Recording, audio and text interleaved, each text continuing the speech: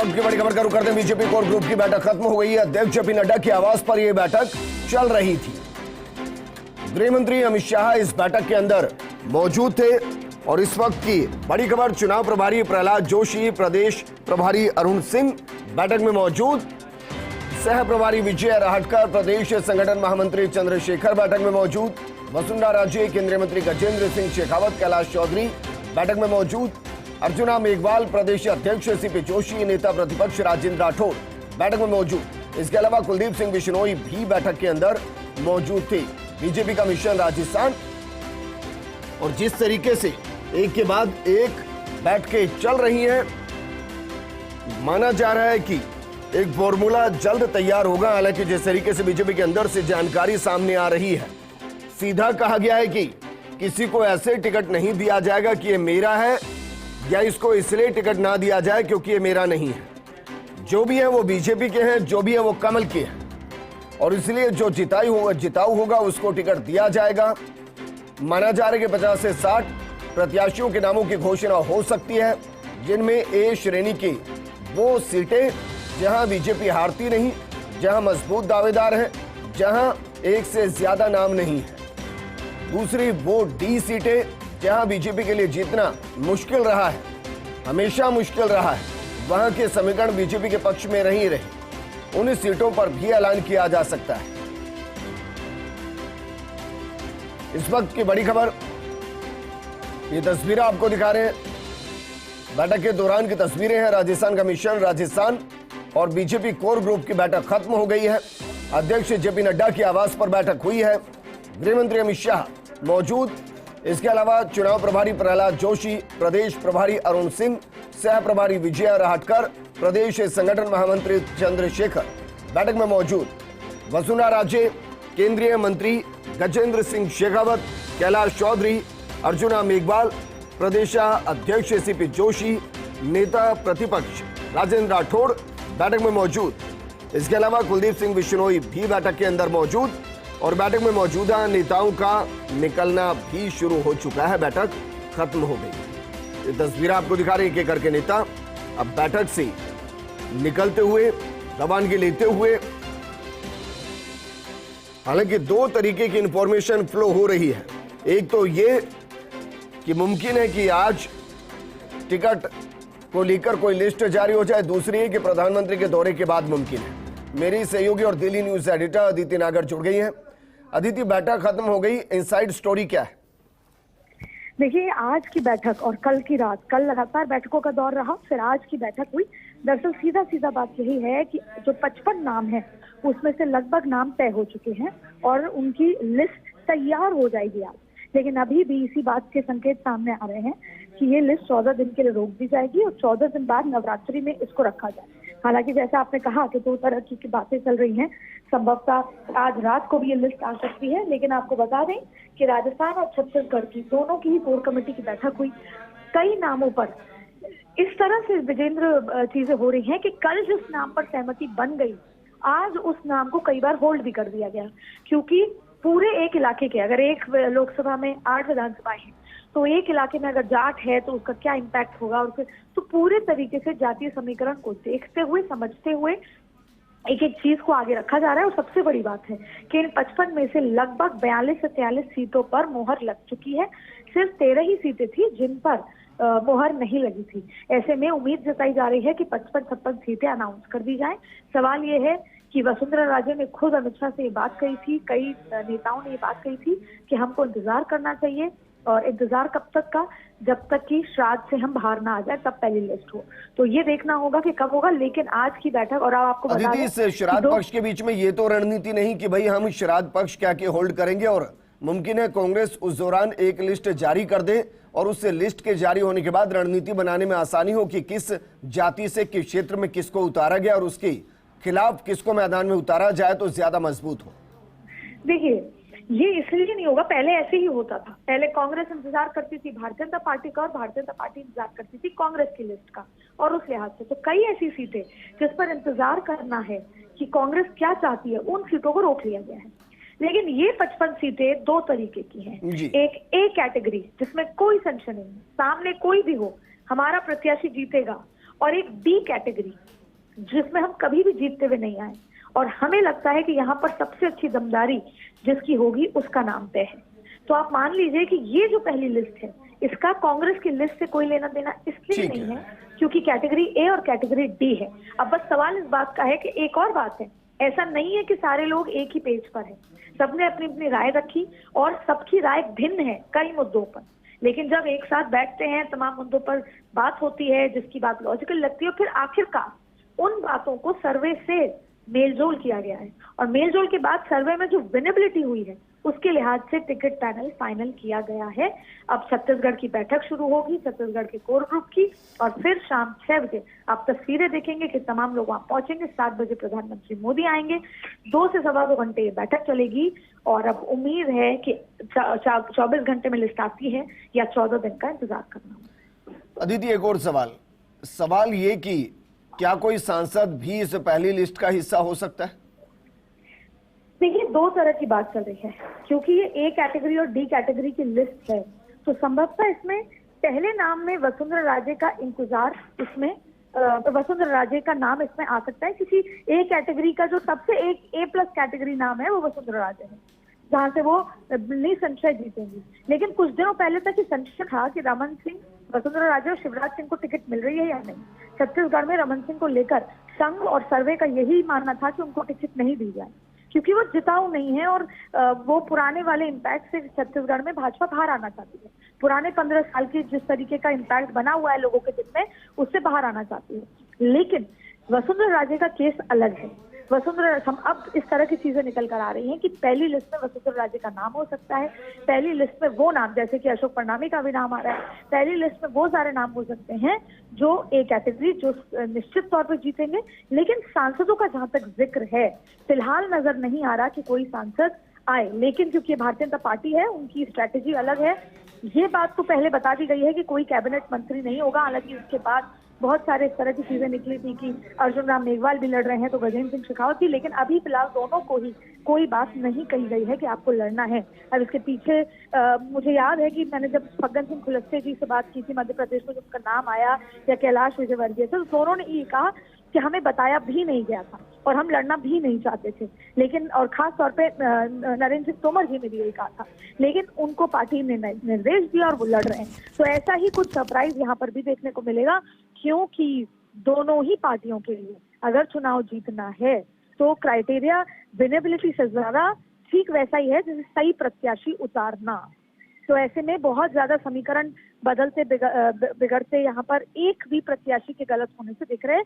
और एक बात जहन में मैंने दिल्ली के नेताओं के अंदर देखी कि पिछली बार का टिकट वितरण ठीक नहीं हुआ, उसी के डर के चलते, उसी से सीखते हुए एक एक सीट पर गहन मंत्रणा हो रही है। अदिति, हालांकि बीते चुनाव के समीकरण कुछ अलग थे, क्योंकि पूर्वी राजस्थान के अंदर बीजेपी का पूरा सफाया हो गया था। वहां एक सीट आई, वो सीट भी बाद में कांग्रेस के साथ चली गई थी, तो 40-45 सीटें तो पूरी ही बीजेपी के हाथ से निकल गई थी। बहरहाल जो बैठक खत्म हुई है और जो 6 बजे से दूसरी बैठक खत्म होनी है, इन दोनों के बीच में सीटों का सिंक्रोनाइजेशन किस तरीके से है? क्या मानकर चले कि सिर्फ एक अंतिम राय होगी और वो फाइनल राय होगी, उसके बाद टिकटों की इस लिस्ट को होल्ड कर दिया जाए या रिलीज कर दिया जाए, बस फैसला यही होगा? देखिए, अभी तक कैसा होता है मैं आपको बताती हूँ। इस बार थोड़ा अलग है क्योंकि इस बार सब कुछ दिल्ली ही तय कर रही है, लेकिन आप देखें कि जिस दिन अमित शाह जयपुर पहुंचे थे उस दिन टिकटों पर चर्चा हुई इन 55, और उसके बाद कल काफी सारी चर्चाएं हुई और फिर इस कोर ग्रुप में। दरअसल आपको बता दें कि अक्सर ऐसा होता है कि जब प्रदेश कमेटी एक पैनल तैयार कर लेती है, जैसे इस बार अगर माना जा रहा है कि 55, अब वो पूरा 55 का पैनल, जिसमें कई तो सिंगल नाम तय कर लिए गए हैं, कई 13-14 ऐसी जगह हैं जहां पर 2 नाम है फाइनल, जिन पर अब जिक्र होना है। अब सीईसी के सामने ये 55 नाम रखे जाएंगे, सभी को इसके प्रिंट आउट दिए जाएंगे, फिर प्रधानमंत्री जी के सामने ये इलाके के नाम जिक्र होंगे, सीटों के नाम आएंगे, वहां पर जो सिंगल पैनल के नाम बताए जाएंगे, हो सकता है प्रधानमंत्री जी या कोई भी सीईसी का सदस्य उस पर पूछ सकता है कि यहाँ पर इस तरह की स्थिति है, या ये इलाका है, या इस प्रत्याशी से हमको क्या फायदा होगा, इस इलाके में होगा, इसके बगल में होगा। तमाम ऐसी चीजों का जिक्र करने के बाद फिर अप्रूवल किया जाएगा। और ये भी कहा जाएगा कि अगली बार में अगली जो 55 के अलावा जो 200 सीटें बचती हैं, फिर बाद में 150 सीटें, उन पर राष्ट्रीय अध्यक्ष अपनी मोहर लगा सकते हैं कोर ग्रुप के साथ बैठक करके। तो दरअसल सीईसी के सामने ये पैनल रखा जाएगा। सीईसी में तमाम अलग अलग वर्ग, अलग अलग समुदाय और अलग अलग जो इस प्रदेशों के नेता होते हैं, और अपने अपने एक्सपीरियंस से, चाहे जाति समीकरण हो, चाहे विनेबिलिटी हो, वो अपनी अपनी राय रखते हैं। तो इसीलिए इस बैठक में कम से कम 2 से ढाई घंटे का समय भी लगता है। प्रधानमंत्री मोदी अपने लिहाज से जो उनका सर्वे है उस पर भी वो सवाल खड़े कर सकते हैं या पूछ सकते हैं। उसके बाद फिर एक होता है कि राजस्थान में किस दिशा में हम जा रहे हैं, हमें और क्या क्या करने की जरूरत है, ये तमाम मुद्दों पर। ठीक वैसे ही छत्तीसगढ़ का होगा। छत्तीसगढ़, राजस्थान के कोर ग्रुप वहां पर मौजूद होगा, और छत्तीसगढ़ की एक लिस्ट पहले आ चुकी है और अब दूसरी लिस्ट तक जा रहा है। और छत्तीसगढ़ भी उतना ही क्रिटिकल है, क्योंकि वहां पर जैसे प्रदेश अध्यक्ष है वहां के, वो सांसद हैं, वो चुनाव लड़ना चाहते हैं, लेकिन उनको रोका जा रहा है। संघ की तरफ से पूरा निर्देश ये है कि एकदम नए चेहरों को उतारा जाए। यहाँ तक कि जो 9 बार के विधायक हैं या जो 6 बार के विधायक हैं, उनको भी नहीं उतारा जाए। तो वहां पे भी टकरार कम नहीं है, असमंजस की स्थिति कम नहीं है। इसलिए दोनों ही राज्यों पे ये फैसला लेना, फाइनल पैनल लगाना। और आपको एक और बात बता दें, अगर फर्ज कीजिए ऐसा होता है कि 14 तारीख तक के लिए लिस्ट रोकी जाती है, तो इन 55 लोगों को ये बता दिया जाएगा कि आपकी लिस्ट फाइनल हो चुकी है, आपका नाम फाइनल हो चुका है, आप तैयारी में जुट जाएं। और फिर आप किसी एक दिन, जिस दिन नवरात्र शुरू होंगे, तब ये लिस्ट को अनाउंस कर दिया जाएगा। अदिति, एक और सवाल, क्योंकि बीच में माना जा रहा था कि भाई वसुंधरा राजे को शायद उतनी तवज्जो नहीं दी जा रही है जितनी मिलनी चाहिए थी। वर्तमान स्थिति आपको क्या नजर आ रही है? और दूसरा सवाल इसी से जुड़ा, क्या उनकी भूमिका सिर्फ हाड़ौती बेल्ट तक सीमित रहेगी या पूरे प्रदेश के अंदर उनका असर दिखाई देगा? देखिए, अगर इतना बेबाक आपने सवाल पूछा है विजेंद्र, तो बेबाक तरीके से आप शायद जवाब चाहते होंगे, तो मैं आपको बता दूं कि लंबे समय से, क्योंकि जन आक्रोश यात्रा, परिवर्तन यात्रा, उनकी सक्रियता कम दिखी। जब परिवर्तन यात्रा में जेपी नड्डा ने उनको बुलाया, वो रही, क्योंकि जो पार्टी कहती है वो करती है। लेकिन जब उनको ठीक तरीके से आमंत्रित तमाम चीजें नहीं हुई, तो वो पार्टी के साथ रहकर वो घर में रही और जो पार्टी ने कहा वैसा किया। तो एक संशय निकल कर आया दिल्ली के मन में कि अगर वसुंधरा राजे इसी तरीके से घर में रही और प्रचार में नहीं गई, तो ये नुकसान पार्टी को हो सकता है। तो ये उनको साथ रखने और ना रखने के बीच का बैलेंस है, और यही बैलेंस को बनाया अमित शाह ने, जब अभी अमित शाह हाल ही में आए। आप देखें कि परिवर्तन यात्रा का जो फीडबैक दिया गया दिल्ली को कि जबरदस्त यात्रा हुई, उस पर अमित शाह अग्री नहीं करते थे। उन्होंने कहा कि आंकड़ों में मुझसे ज्यादा, या मेरा जो सूचना तंत्र है वो ये कहता है कि परिवर्तन यात्रा उतनी सक्सेस नहीं हुई जैसी होनी चाहिए थी। यात्रा हर एक यात्रा में 10,000 लोग आने थे, वो नहीं हुए। उन्होंने बेबाक तरीके से कहा, और वहां पे उन्होंने बैलेंस भी किया वसुंधरा राजे को। और जब से ये हुआ है, तब से वसुंधरा राजे के खेमे के अंदर एक खुशी की लहर है। लेकिन सवाल उठता है कि यहाँ कोई भी नेता पावरफुल तब होता है जब वो अपने नेताओं को टिकट दिला सके जी, अपने नेता, अपने जो पूर्व विधायक जो उनके साथ रहे, उनको टिकट दिला सके। तो ये देखना होगा पहली लिस्ट में कि वसुंधरा राजे अपने कितने नेताओं को टिकट दिला सके, क्योंकि अमित शाह उसमें ये कह चुके हैं कि मैं, ये दिल्ली तय करेगा सर्वे के आधार पे, विजिबिलिटी के आधार पे। यहाँ पे कोई गुटबाजी नहीं चलेगी, कोई मेरा प्रत्याशी नहीं चलेगा। और इन केस सबसे बड़ी लाइन, तो अगर सर्वे में कोई सीट हम हारते हुए नजर आ रहे हैं, उसमें हम लोकल लीडर से कंसल्ट करेंगे, और उस लोकल लीडर को इस बात का जिम्मेदारी लेनी होगी कि वो अपने कैंडिडेट को उतारेगा, लड़ाएगा और जिता के लेकर आएगा। इसलिए दिल्ली ने एकदम स्ट्रिक्ट एक्शन लिया है। हाँ, राजेंद्र राठौड़ एलओपी है, सीपी जोशी प्रदेश अध्यक्ष हैं, और तीसरे अरुण सिंह जो प्रभारी हैं। इन तीनों के हाथ में काफी ज्यादा चीजें हैं, यही तीनों ज्यादा रणनीति बना रहे हैं, इसलिए ये माना जा रहा है कि तीनों की ज्यादा चल रही है। लेकिन वसुंधरा राजे कद्दावर नेता है, बीच बीच में भारतीय जनता पार्टी को याद आता है और वो उनको बैलेंस करने की कोशिश करते हैं। लेकिन सवाल यही है कि क्या उनके जो नेता है उनको टिकट मिलेगी या नहीं। ऐसे में विजिबिलिटी एक बड़ा क्राइटेरिया होगा।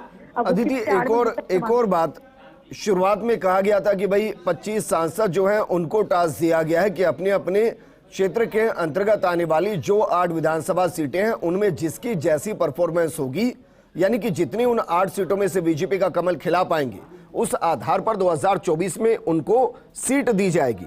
अब इसमें 2 सवाल, पहला तो ये कि कुछ सांसदों के लिए कहा जा रहा है कि वो विधानसभा का चुनाव लड़ेंगे, तो उनका 2024 में रोल क्या रहेगा। और दूसरा है कि अगर दिल्ली तय कर रहा है कि किस सीट से कौन जीत रहा है और कौन जिताऊ है, कौन टिकाऊ है, तो क्या उस स्थिति में सांसद की पसंद का ना होने के बाद भी क्या वो सांसद के रिपोर्ट कार्ड में चढ़ेगा?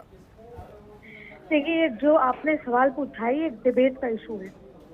मैं आपको पहले बता दूं कि सांसद की परफॉर्मेंस प्रधानमंत्री मोदी ने सबसे सिंप्लीफाइड तब कर दी थी जब वो केवल एक चीज चाहते थे, और वो थी कि आप सरकार की योजनाओं को घर घर ले जाएं। जी। अगर आप सरकार की योजनाओं को घर घर ले जाएंगे, योजनाओं को ढंग से समझा पाएंगे, तो ऑटोमेटिकली कमल का फूल खिलेगा, लोग वोट देंगे कमल। इसी को लेकर पिछले 9 सालों में प्रधानमंत्री मोदी सांसदों से केवल ये एक उम्मीद रखते हैं।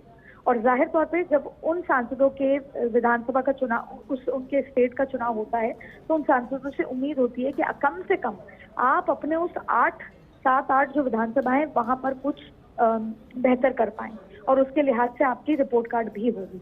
लेकिन सवाल ये है विजेंद्र, बहुत खास बात है, ये चुनाव लहर का चुनाव नहीं है। ये चुनाव प्रत्याशियों का, कैंडिडेट के चेहरे पर चुनाव होगा। ऐसे में जो पार्टी बेहतर से बेहतर कैंडिडेट उतार पाएगी वही जीत पाएगी। इसलिए जितने भी सांसद जीत कर आए उनमें से 85% सांसद लहर में जीत कर आए। उनका अपने इलाके में कितना इम्पैक्ट है, या क्या आठों की आठों विधानसभा में इम्पैक्ट है या नहीं, ये एक बड़ा सवाल है। फिलहाल प्रधानमंत्री नरेंद्र मोदी सिर्फ इतना चाहते हैं कि उनके सांसद की सक्रियता रहे, वो अपने इलाके में रहें, उन 7-8 विधानसभा में घूमते रहें, अगर वहां पर कोई समीकरण है तो अवगत कराएं और एक निष्ठावान तरीके से रियलिटी फीडबैक दें। लेकिन शायद ऐसा हो पा रहा है या नहीं ये दिख नहीं रहा, क्योंकि हर सांसद खुलकर अपनी बात नहीं रख पाता। ऐसे में फिलहाल एक और गोल्डन लाइन यही है कि ये लहर का चुनाव नहीं है। यहाँ पर कांग्रेस हो या बीजेपी, जितने बेहतर प्रत्याशी, जिताऊ प्रत्याशी जाति समीकरण के साथ उतारेगी बेहतर तरीके से, वही लीड ले पाएगी। इसीलिए दोनों पार्टियों के लिए जो ये कहने की बात है ना, विनेबिलिटी और जातीय समीकरण और विनेबिलिटी, उस पर कितना वो अडिग रहती है, कितना स्टिक रहती है, ये उनकी किस्मत की बात है। अगर अच्छे प्रत्याशी उतारे तो दोनों में से कोई भी पार्टी जीत सकती है। अगर एक लोकसभा में एक प्रत्याशी गलत उतार दिया तो वो बाकी के विधानसभाओं को इफेक्ट करता है, जिसकी शिकायत भारतीय जनता पार्टी को 2018 के चुनाव में थी। यही वजह है कि उन्होंने टिकट वितरण की पूरी जिम्मेदारी खुद के हाथ में ली है। तो देखना होगा कि कांग्रेस, आज फर्स्ट इंडिया में एक इंटरव्यू होता है प्रभारी सुखजिंदर सिंह रंधावा जी का, उन्होंने फर्स्ट इंडिया को ये कहा कि हम 30 टिकटें काटेंगे। उनके विधायक 99 विधायक में से 30 टिकटें अगर वो काटते हैं तो फिर कहीं ना कहीं वो रेस में रहेंगे। पर क्या वास्तविकता में वो 30 टिकट काट पाएंगे? आज तक कांग्रेस ने ऐसा नहीं किया, ये बड़ी हिम्मत वाली कदम होगा। और अगर वो 30 काटते हैं तो क्या वो 30 को बैलेंस कर पाएंगे, उनकी नाराजगी को कंट्रोल कर पाएंगे? ऐसे तमाम सवाल हैं। लेकिन फिलहाल आपको बता दें कि आज राजस्थान भाजपा के लिए बड़ा दिन है। आज 55 लोगों की किस्मत के ताले खुलेंगे या बंद होंगे आज देर रात तक। अब वो लिस्ट आ जाती है या वो 14 दिन बाद 13 दिन बाद आती है, ये देखना होगा। बिल्कुल अदिति, और क्या ये कहा जाए कि प्रधानमंत्री मोदी इस पूरे राजस्थान पर इसलिए भी फोकस कर रहे हैं क्योंकि मध्य प्रदेश में उनकी सरकार है, छत्तीसगढ़ में वो सोच रहे हैं, लेकिन यहां मुख्यमंत्री अशोक गहलोत ने जिस तरीके से सोशल सिक्योरिटी का एक चक्रव्यूह रचा है, उसको भेद पाने के लिए वर्तमान स्थिति में ना बीजेपी के पास कोई अर्जुन दिखाई दे रहा है, ना अभिमन्यु दिखाई दे रहा है। क्या ये एक बड़ी वजह है कि प्रधानमंत्री खुद इसको दिल्ली से देख रहे हैं? देखिए, इवेंचुअली बीजेपी सर्वे पर, ये तो कांग्रेस ने भी कर्नाटक चुनाव में कर दिया कि सर्वे के आधार पर निष्पक्ष तरीके से टिकट दी जाएगी, काटी जाएगी, अलग तरीके से चुनाव लड़ा जाएगा। दरअसल को किसी भी पार्टी के लिए ये चुनाव केवल किसी एक मुख्यमंत्री या किसी एक पार्टी की सरकार बनाने का विधानसभा में नहीं, ये दोनों ही राहुल गांधी की एक्सेप्टेंस, मल्लिकार्जुन खड़गे के काम और नई कांग्रेस के बारे में डिफाइन करेगा। ऐसे में इन तीनों ही राज्यों में अगर कांग्रेस अपना मत खोती है या पाती है, उससे कांग्रेस की आगे का भविष्य तय होगा।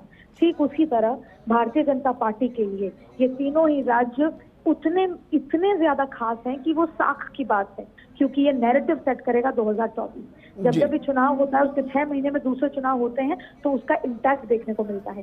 राजस्थान की बात करते हैं तो हम कर्नाटक का जिक्र लेकर आते हैं, और जब हम कर्नाटक का जिक्र लेकर आते हैं तो उसमें कांग्रेस की जीत हुई थी। तो हम कहीं ना कहीं ये बात मानते हैं कि कांग्रेस शायद बेहतर कर सके अगर वैसे ही करे। तो ये प्रधानमंत्री नरेंद्र मोदी को पता है कि ग्रास रूट तक जाना, लोगों से कनेक्ट करना और क्या स्ट्रैटेजी रखनी है वो अमित शाह को पता है, इसलिए उन्होंने पूरी की पूरी जिम्मेदारी खुद के हाथों में ली है। लेकिन सवाल ये है कि रीजनल चुनाव, जब स्टेट के चुनाव होते हैं तो वहाँ चेहरा महत्वपूर्ण होता है क्या, और क्या देश का चेहरा, जैसे प्रधानमंत्री मोदी एक नेशनल चेहरा है, उससे लोग क्या एक्सेप्ट करते हैं, क्या वो एक्सेप्ट करते हैं या उनको रीजनल चेहरा चाहिए? ये एक बार फिर इन तीनों चुनाव के लेकिन अदिति यही तो चल रहा है बीजेपी में। आपने ही तो कहा कि भाई जो 15-20 सालों से चल रहा है उससे हटकर बीजेपी कुछ करना चाहती है। उसका इनडायरेक्टली मतलब अगर मैं निकालूं तो यही तो है कि एक नए चेहरे के साथ हर प्रदेश में बीजेपी खुद को खड़ा करना चाहती है। एक ऐसा चेहरा जिसके खिलाफ कोई धारणा पहले से ना हो। बहुत आपने जो लाइन बोली है वो बहुत सटीक लाइन है कि ऐसा चेहरा जिसके खिलाफ या जिसके लिए कुछ पहले से धारणा ना हो। यही रमन सिंह के लिए है। दरअसल आपको बताएं कि इंटरनल सर्वे भारतीय जनता पार्टी का ये कहता है कि जिस तरीके से 5 साल की सरकार भूपेश बघेल की रही है कांग्रेस की, उसमें जो भ्रष्टाचार है या उसमें जो विसंगतियां रही हैं तरीके में, वैसी विसंगतियां 15 साल के रमन सिंह के सरकार में रही। इसलिए उसके संघ के खुद के फीडबैक रिपोर्ट में ये आया था कि सारे के सारे नए चेहरे हों, जिससे कि जैसा आपने जिक्र किया कि पुराने चेहरे का कोई भी वो ना रहे और हम जनता के सामने एक नए पैकेज, नए कलेवर के साथ जाए। यही वजह है कि सेकंड लाइन लीडरशिप खड़ी करना चाहती है भारतीय जनता पार्टी, जिससे डिपेंडेंस भी कम हो, आंख दिखाना भी कम हो। कई बार ऐसा होता है कि बड़े नेता आंख दिखाते हैं, तमाम चीजें होती हैं। आपने पिछले 5 साल में ऐसे बहुत सारे उदाहरण देखे होंगे। यही वजह है कि भारतीय जनता पार्टी एक अलग तरीके से जाती है और उसके लिए रिस्क भी ले रही है। कर्नाटक में येदियुरप्पा को मानने और जानने के बाद भी, फीडबैक के बाद भी येदियुरप्पा को कहीं ना कहीं उस मेन फोरम में नहीं लाया गया और उसका नतीजा हुआ। लेकिन उसके बावजूद भी राजस्थान में भी एक परसेप्शन था कि अगर वसुंधरा को मेन फोरम में नहीं लेकर आएंगे, मेन लाइन में नहीं लाएंगे तो शायद सरकार ना आए। लेकिन फिर भी दिल्ली अपने हिसाब से चीजें कर रही है, अपने फीडबैक के हिसाब से। और छत्तीसगढ़ में भी रमन सिंह जिताऊ उम्मीदवार नहीं है। और जहां तक शिवराज सिंह की बात है, शिवराज सिंह मुख्यमंत्री हैं, लेकिन केंद्रीय नेताओं को उतारना सीधे सीधे ये मैसेज है कि हमारे पास और चेहरे हैं। इसलिए सबसे महत्वपूर्ण बात ये है कि भारतीय जनता पार्टी अपनी स्ट्रैटेजी पे अडिग है, उसका नुकसान और उसका फायदा के लिए दोनों के लिए तैयार है। ठीक है अदिति, आप हमारे साथ बने रहिए। हमारे सहयोगी ऐश्वर्या प्रधान जुड़ गए। ऐश्वर्या, क्योंकि दिल्ली के अंदर बैठक चल रही है, जयपुर में क्या चल रहा है? ऐश्वर्या, क्या मुझे सुन पा रहे हैं?